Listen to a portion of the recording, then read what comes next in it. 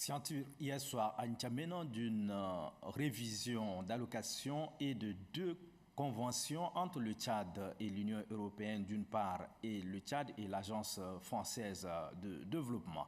Les précisions avec Souleymane Diabo. De 289 milliards de francs CFA, avec la signature de ce premier document, l'enveloppe du programme indicatif international PIN 11e Fed passe désormais à 356 milliards de francs CFA, soit une allocation complémentaire de 100 millions d'euros.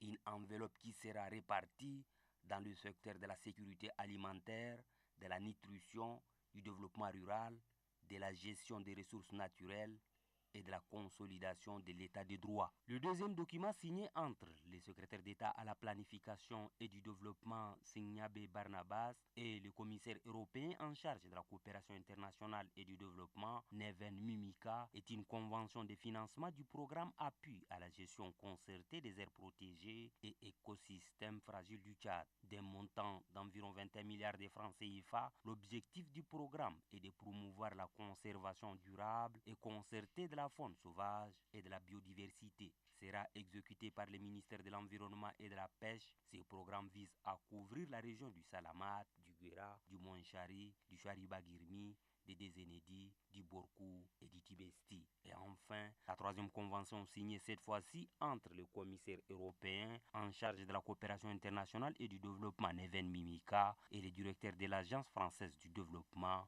François Thiraud. D'une valeur de 6,8 milliards de francs CFA, cette convention concerne le projet de soutien à l'insertion socio-professionnelle des jeunes tchadiens en situation de vulnérabilité. Un projet qui entend créer d'emplois, de réduire la vulnérabilité des jeunes de moins de 25 ans dans les villes de Moundou, Sar, Abéché et Bol. Et cela à travers les services d'appui à la formation qualifiante, à l'insertion professionnelle et au développement de la formation en lien avec les besoins des entreprises, dira le secrétaire d'État auprès du ministre français des Affaires étrangères et du développement international chargé du développement et de la francophonie, Jean-Marie Le Guen. Le commissaire européen en charge de la coopération internationale et du développement, Neven Mimica, s'est félicité de la bonne collaboration entre le Tchad et l'Union européenne. Il a annoncé par ailleurs la tenue très prochaine à Paris en France de la table ronde des bailleurs de fonds au moment où le Tchad fait face à une situation économique sans précédent. Se félicitant des appuis de l'Union européenne,